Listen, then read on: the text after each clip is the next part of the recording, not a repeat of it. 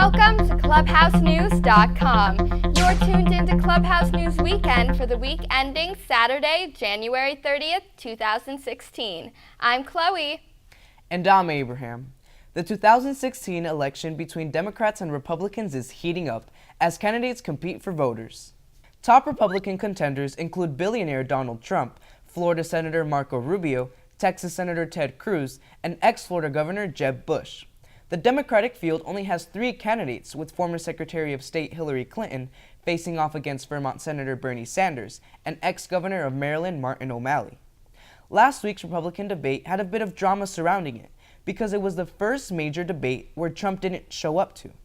He bowed out from the debate as part of an ongoing feud with Fox News anchor Megyn Kelly, who he believes treats him unfairly.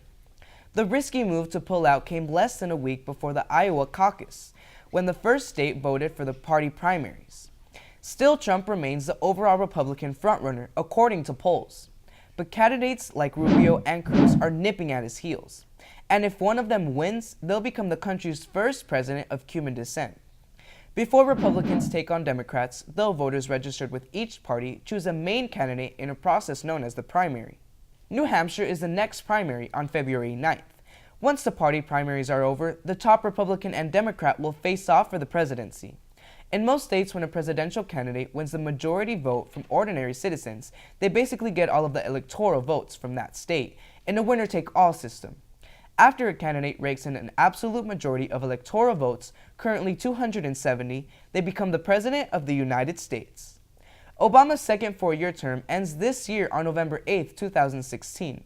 American citizens will vote for a new president. Monday was National Freedom Day, honoring February 1st, 1865, the day Abraham Lincoln signed the 13th Amendment to the Constitution outlawing slavery. February is also Black History Month, celebrating the accomplishments of African Americans throughout the USA's history. During the 17th and 18th centuries, African slaves were forced to work in harsh conditions on American tobacco and cotton farms. Then, President Abraham Lincoln proclaimed the freedom of slaves with his Emancipation Proclamation in 1863, during the American Civil War between the Union forces of the North and the Southern Confederates. The Union succeeded in defeating the 11 slave-owning states in the Confederacy, bringing them back into the USA and making slavery illegal. However, blacks were still treated unfairly across the nation for decades to come, unable to vote and discriminated against. Thanks to the efforts of civil rights leaders like Martin Luther King Jr. in the 1960s, African Americans secured equal protection with laws like the Civil Rights Act of 1964 and the Voting Rights Act of 1965. The Reverend Martin Luther King Jr. won the Nobel Peace Prize and inspired millions with his "I Have a Dream" speech during the March on Washington.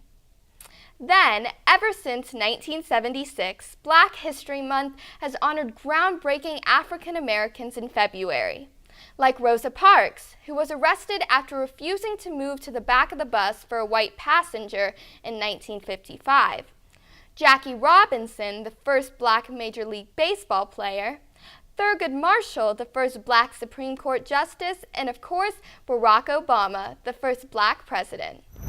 Meanwhile, February 2nd was Groundhog Day, when Punxsutawney Phil came out of his hole in Pennsylvania to predict the spring weather. According to legend, if it is cloudy when a groundhog emerges from its burrow on this day, then spring will come early. If it's sunny, the groundhog would supposedly see its shadow and scurry back into its burrow, and the winter weather will continue for 6 more weeks.